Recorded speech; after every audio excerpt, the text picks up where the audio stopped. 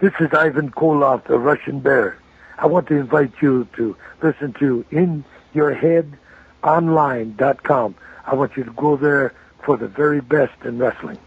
Yeah, that's why in the older days, the fans and the wrestlers, was very, very close, a lot closer than what they are now. But now the guys get to go home at least 3 days a week to be with their wives, to be with their kids, Like when my daughter was coming up, I didn't get to see her much.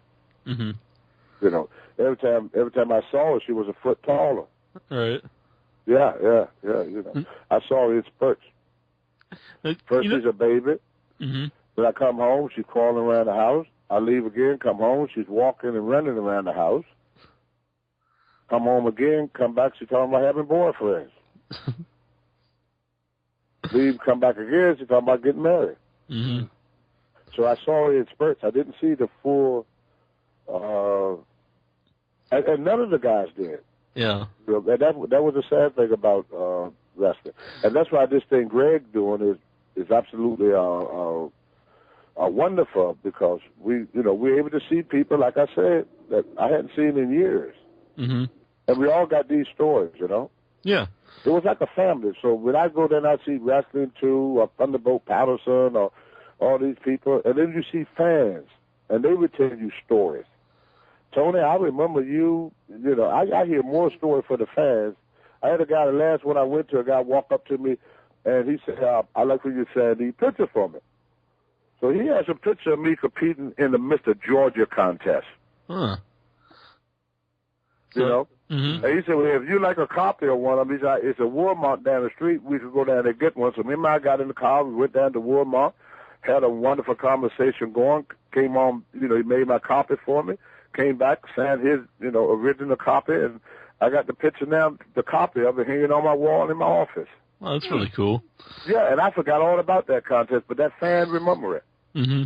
So it's not just, like I said, great for the wrestlers. It's great for the fans, too, because the wrestlers and the fan was kind of like one big family. Mm-hmm. Now, every year my brother, he draws sketches of the wrestlers, and he has a couple that you signed, and actually the first one you signed, you actually did your own sketch on the pad, so he still has that, and it's really cool. Yeah. Yeah, so what Greg did, I told him when he did his very first show, I was on his very first show, because I knew Greg, we was promoting wrestling shows, and we got a long history. And I told Greg, I said, Greg, this is one of the best things you could do for the guys and the fans. Mm-hmm. I mean, the fans are able to have 3 days where they could be with wrestlers that they knew. Me and Dusty Rhodes used to have a lady in Atlanta. Every time we do TV there at TBS, she would stand in the parking lot with some fried chicken for me and Dusty. Uh-huh. Yeah. She did it all the time. Mm-hmm. Wrestlers, too, used to receive drawings and gifts and stuff from the fans, Mm-hmm. It was like one family. When the holidays came, we got presents for the fans. The fans would give us presents. Do you have a collection of that stuff, or? I wish I did. Mm-hmm. Well, I know you probably lost a lot of it. I surely wish I did, But like I said, we move around a lot and we lose a lot. Like most of my trophies, I got some of my trophies, from over the years. I think I got maybe about 20 or 30 of them left, but I won over 100 trophies, Mm-hmm. Starting from my high school year. I don't have my jacket from high school, with the letter on and all the medals that I won in amateur wrestling. Then when I used to box, I don't have, the boxing gloves. And a lot of us guys, we like the fans so much. Like if a fan said, Tony, I like that shirt, I would take that shirt off and give it to him. Mm-hmm. And then, years that's later, how we were, Yeah, we, if you kept the guys back in them days would look at you being conceited and believe in your own publicity, and that's everybody had to stay humble. Mm-hmm. And that beep and say my phone is going to cut off on us. Okay, I was wondering what's going on there. But we'll let everybody. I know you want to tell a story about Kosovo. I don't know if you have time to do that, or you could tell us next time. Yes, I want to tell everybody that I just left Kosovo, went over to entertain the military. Rocket Johnson, Savannah, and Tiffany, and Scotty Too Hottie was among the other people that I went there. And whenever you see a soldier or you see a veteran, stop and shake their hand, because we don't realize what sacrifice our military go through to keep us safe here in America. Them guys been over there forever, and that people don't even talk about what they do in Kosovo. They keeping the peace, and they bringing freedom, to a country that really deserves it. It's a beautiful, beautiful country, and whenever you see a soldier, stop and shake his hand and thank him, because you have to. My mother said to judge anybody, got to walk a mile in their boots, and I have been to places where I walk a mile in the military boots, and let me tell you, they do quite a job over there, and it is quite a sacrifice.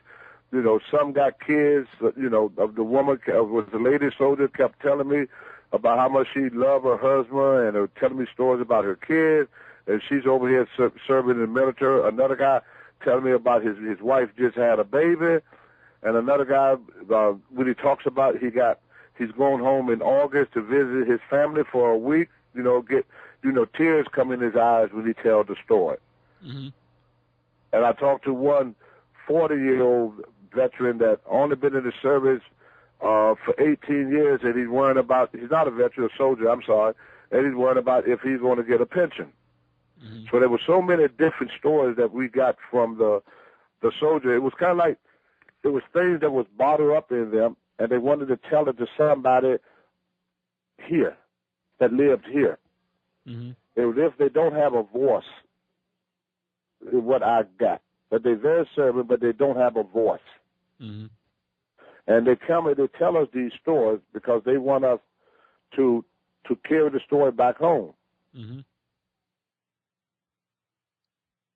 Hello? Hello? Yep.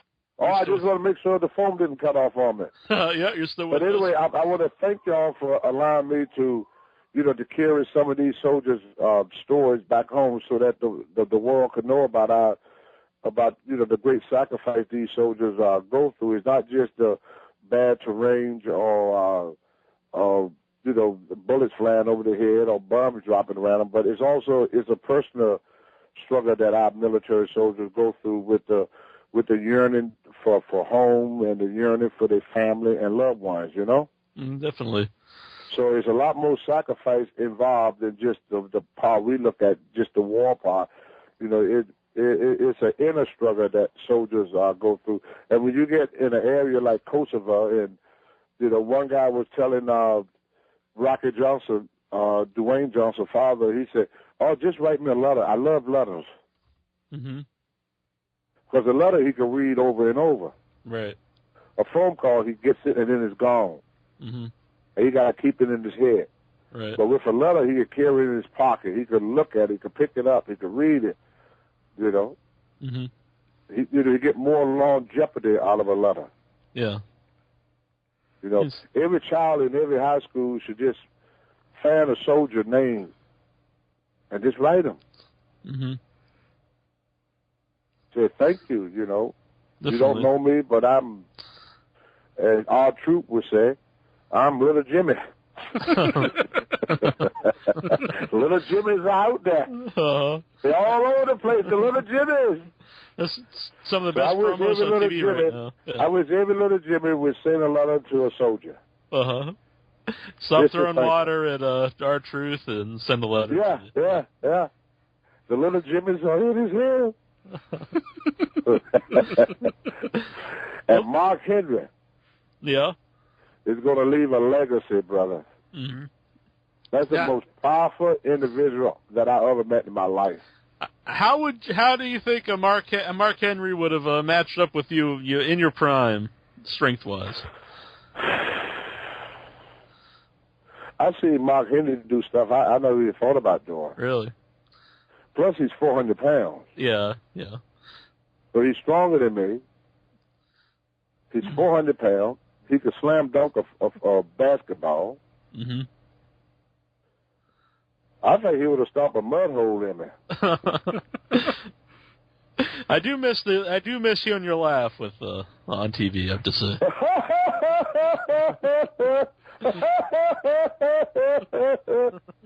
We actually last year at the Fan Fest, we were at the Hall of Heroes, and we were actually sitting with Terry Funk, and we actually heard the big laugh from across the room.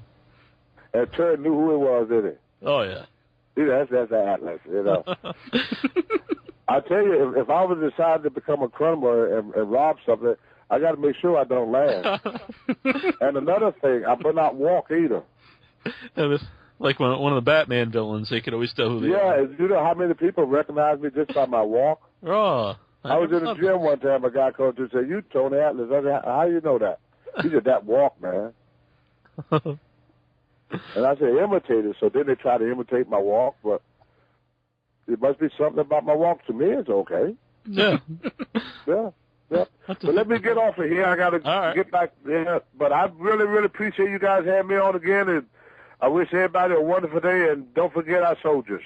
Exactly. And we'll let everybody know, NWA Fan Fest, Atlanta, Georgia, August 4th to the 7th.